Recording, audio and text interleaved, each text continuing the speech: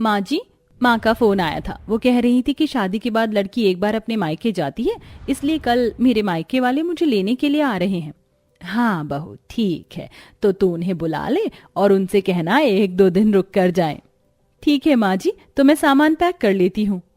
रुचि अपने मायके जाने की बात सुनकर बहुत खुश हो जाती है और सामान पैक करने लगती है।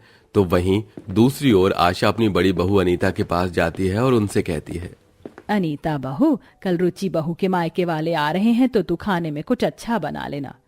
माँ जी, आप मुझे बता दीजिए उनके लिए क्या बनाऊं, और आप देखना रुचि के मायके वाले यहाँ से हंसते हंसते जाएंगे। मैं उनका बहुत अच्छे से ख्याल रखूंगी। अनीता एक आज्ञाकारी और संस्कारी बहू थी। वो अपनी सास की किसी भी बात को नहीं टालती थी और हंसते हंसते सारा काम करती। अब अगले दिन रुचि के माता पिता मेहमान बनकर आशा के घर आते हैं। रुचि के माता पिता को देखकर आशा उनसे कहती है, अरे सुमित्रा बहन और सुरेश भाई साहब, आप दोनों यहाँ अकेले आए हैं? अपने बेटे के साथ आते। बहन, हमने तो सोचा था कि हम सिर्फ अपने बेटे को ही भेज दे, पर हमारा बेटा कहने लगा कि आप लोग चलोगे तो ही जाऊंगा, इसीलिए हम आ गए। और वो भी रास्ते में है, अपने कुछ दोस्तों के साथ आ रहा है। अरे ये तो बहुत अच्छी बात है। अच्छा, आप मुझे 2 मिनट दीजिए, मैं आपके लिए खाना लगवा देती हूँ। आप इतने लंबे सफर से आए हैं, भूख लगी होगी।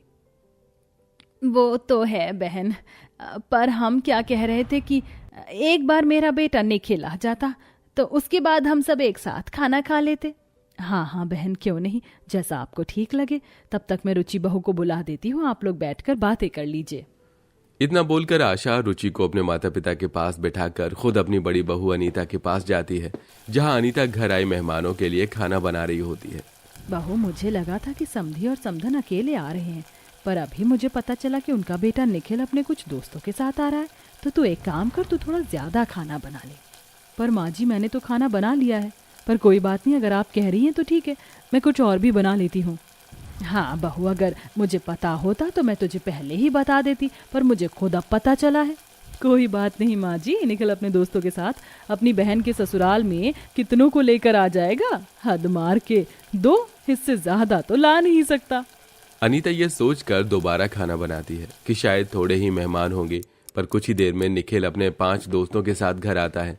घर में इतने मेहमानों को देखकर अनीता हैरान हो जाती है और अपनी सास से अकेले में कहती है, माँ जी, ये हमारा घर है, कोई धर्मशाला नहीं। ये अपने कितने दोस्तों को उठाकर यहाँ ले आया। इन लोगों ने यहीं पर बसने का सोच लिया क्या? पता नहीं बहू, पर अब कर भी क्या सकते हैं। घर में मेहमान आए, उनका आदर तो करना ही पड़ेगा। पर माँ जी, इतने सारे मेहमानों के लिए मैंने खाना नहीं बनाया, अब मुझे फिर से खाना बनाना होगा। आप प्लीज रुचि को बोलो ना, मेरी थोड़ी हेल्प कर देगी। जब तक वो जा नहीं रही तब तक तो थोड़ा काम करवा ही सकती है। हाँ बहू, मैं अभी छोटी बहू को तेरे पास भेजती हूँ। अब आशा रुचि के पास जाती है और उसे अनीता के पास जाने के लिए कहती है, पर रुचि अनीता के पास आकर उसके कामों में कोई मदद नहीं करवाती, उल्टा उसका काम और बढ़ा देती है। दीदी, आप अकेले सारा काम संभाल रही हो, मैं आपकी मदद करना चाहती हूँ, पर मेरी फैमिली यहाँ आई है, मुझे उनके साथ तो बैठना ही पड़ेगा। और एक बात और, मेरे भाई के लिए कुछ चाइनीज़ खाना बना देना। मेरा भाई और उसके सारे दोस्त घर का खाना बहुत कम खाते हैं, और मैं नहीं चाहती कि वो घर जाकर ये बोले कि मेरे ससुराल वालों ने उन्हें कुछ खिलाया नहीं। पर रुचि, अच्छा दीदी, निखिल भाई मुझे बुला रहे हैं, शायद बुआ जी का फ़ोन आया, मैं अभी बुआ जी से बात करके आती हूँ। रुचि इतना बोलकर वहां से चली जाती है। अब बेचारी अनीता अकेले ही सबके लिए फिर से खाना बनाती है। इस तरह से पूरा दिन बीत जाता है और रात को अकेली अनीता अपने परिवार के साथ साथ अपनी देवरानी के मायके वालों के लिए भी खाना बनाती है। और तभी रुचि के पिता सुरेश आशा और उसके पूरे परिवार से कहते हैं, वैसे हमें यहाँ आकर बहुत अच्छा लगा, और इसलिए हमने सोचा है कि जब हम मुंबई जैसे इतने अच्छे शहर में आ ही गए हैं तो थोड़ा घूम कर आएं। पता नहीं फिर कब आने का मौका मिले। पापा, आपने बिल्कुल सही सोचा है। मैं और मेरे दोस्त वैसे भी यहाँ घूमने के लिए आए हैं। जब दीदी का घर है ही तो फिर होटल में क्यों रुकना। और मैंने बुआ से भी बात की थी, बुआ जी भी कल सुबह तक यहाँ पहुँच जाएंगी। क्या अब आपकी बुआ भी आ रही है? अगर आपके घर में और कोई रह रहा हो तो उनको भी फोन करके बुला लो, हमें भी अच्छा लगेगा और उन्हें भी अच्छा लगेगा। नहीं नहीं बेटा, बेटी के घर पूरा परिवार उठकर आए अच्छा नहीं लगता है, और हमारा परिवार तो बहुत बड़ा है, और मैं नहीं चाहती कि हमारी वजह से आप लोगों को कोई परेशानी हो। माँ, आप भी ना, ये भी तो आपका ही घर है, इस घर में आपकी बेटी है, आप सब यहाँ जब दिल करे तब आ सकते हैं, इसलिए आप मामा मामी को भी बुला ही लो। महारानी अपने पूरे खानदान को तो बुलाएंगी ही, ये इसका ससुराल थोड़ी ना धर्मशाला जो है। हे भगवान कुछ करो और मेरा इन सबसे पीछा छुड़ाओ, मैं परेशान हो गई हूँ। एक ही दिन में इन्होंने मेरा ये हाल कर दिया। अगर ये 3-4 दिन रुक गए तो लग रहा है मुझे अपने लिए कोई धर्मशाला ढूंढना पड़ जाएगा। रुचि अपने मायके वालों को देखकर बहुत खुश थी, तो वहीं अनीता अपनी देवरानी के मायके वालों से परेशान। अब अगली सुबह रुचि के मामा मामी और बुआ जी भी आ जाते हैं। वो एक कमरे में बैठे थे, जिसके बाद अनीता और भी ज्यादा परेशान हो जाती है। अरे अनीता बेटा, तुम भी हमारी रुचि बेटी की तरह हो, इसलिए हमसे बात करने में हिचकिचाना मत। हाँ, क्यों नहीं मामा जी। वैसे मामा जी, क्या आप अपने पूरे परिवार के साथ कुछ देर के लिए कमरे से बाहर जा सकते? दरअसल मुझे कमरे की सफाई करनी है। दीदी, अभी तक आपने घर साफ भी नहीं किया। आपको पता है ना कि आज हम सब बाहर पिकनिक के लिए निकल रहे। अब आप हमारे लिए खाना कब पैक करोगी?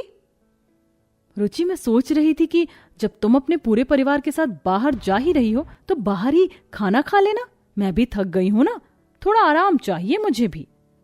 अनीता बेटा, लग रहा है तुम्हारी तबीयत ठीक नहीं है। चलो कोई बात नहीं, हम बाहर से कुछ खा लेंगे।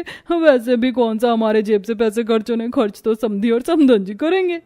वही तो बुआ जी, आराम से जाओ और मौज करना। मैं तो कहती हूँ रात में भी मुंबई घूम कर देखना, बहुत मजा आएगा। वैसे आप लोगों की टिकट बनी या नहीं? कब जा रहे हैं आप लोग? दीदी अभी हमारे जाने का यहाँ से कोई प्लान नहीं है, पर हम जब भी जाएंगे आपको बता देंगे। वैसे हमारी वजह से आपको कोई परेशानी तो नहीं हो रही ना? नहीं, बिल्कुल नहीं। मैं तो कहती हूँ आपका जब तक दिल करे आप यहीं पर रुको। अपनी देवरानी के मायके वालों की ऐसी बातें सुनकर अनीता बहुत ज्यादा परेशान हो जाती है और वो अपने कमरे में जाकर अपने पति राहुल को फोन करती है। राहुल, मैं परेशान हो गई रुचि के घर वालों से। तुम जल्दी से इन लोगों की टिकट कर दो, बाकी का मैं संभाल लूंगी। अब मैं उनकी और मेहमान नवाजी नहीं कर सकती। इन लोगों ने तो हमारे घर को धर्मशाला ही समझ लिया। हर रोज अपने किसी नए रिश्तेदारों को घर बुला लेते हैं और जाने का नाम भी नहीं ले रहे। पर अनीता, अगर बिना उनसे पूछे मैं उनकी टिकट कर दूंगा तो उन्हें बुरा लगेगा। मैंने बोला ना, मैं सब संभाल लूंगी, किसी को कुछ बुरा नहीं लगेगा। ये लोग मुफ्त के खाने वाले हैं। अगर मुफ्त में अपने घर चले जाएंगे तो इन्हें कुछ बुरा नहीं लगेगा। तुम बस इन सब की टिकट करो। अनीता के फोर्स करने पर राहुल रुचि और उसके पूरे मायके वालों की टिकट बना देता है और शाम को जैसे ही घर आता है, अनीता रुचि और उसके पूरे परिवार वालों को उनकी टिकट दिखाते हुए उनसे कहती है, मामा, मामी, अंकल, आंटी, बुआ जी, आप सबको टिकट नहीं मिल रही थी और घर जाने की बहुत जल्दी थी, तो इसलिए मैंने राहुल जी से कह दिया। राहुल जी के एक दोस्त रेलवे में हैं, उन्होंने बहुत सस्ते में आप सबकी टिकट कर दी, वो भी फर्स्ट एसी में। आप सब आराम से अपने घर जा सकते हैं। कल सुबह की ही टिकट है, तो जल्दी से आप सब सामान पैक कर लीजिए। बहू, ये सब क्या है? क्या सोचेंगे ये लोग? माँ जी, टेढ़े लोगों के साथ टेढ़ा बनना ही पड़ता है। अगर हम इन्हें नहीं भगाएंगे तो ये यहाँ से कहीं नहीं जाने वाले। और वैसे भी ये हमारा घर है, कोई धर्मशाला नहीं जो इनको मुफ्त में खाने और रहने के लिए दिया जाए। आप फिक्र मत कीजिए, कल हमारा घर पूरी तरह से खाली हो जाएगा। वैसे दीदी, अभी हमारा जाने का मन नहीं था, पर अगर आपने इतनी सस्ते में हमारी टिकट करवा दी है, वो भी फर्स्ट क्लास एसी की, तो हमें कोई दिक्कत नहीं है। हम कल चले जाएंगे और फिर जल्दी आएंगे। हाँ बेटा, क्यों नहीं, जब दिल करे तब आ जाना। ये भी तो आप सबका ही घर है। वैसे कल आप सब चले जाएंगे तो घर बिल्कुल खाली हो जाएगा। अरे माँ जी, आप क्या कर रही हैं? इन्हें बातों में लगा रही। आप सब जल्दी से सामान पैक करिए, सुबह की ही ट्रेन है। इस तरह अनीता बिना पूछे उन लोगों की टिकट कटवा देती है और सुबह होते ही सबको अपने घर से रवाना कर देती है। उन सबके घर से जाने के बाद अनीता और आशा अपने घर में चैन की सांस लेती है।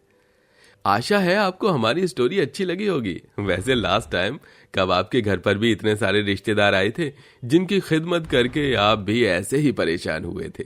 कमेंट में अपना दुख हमसे जरूर बांटिएगा।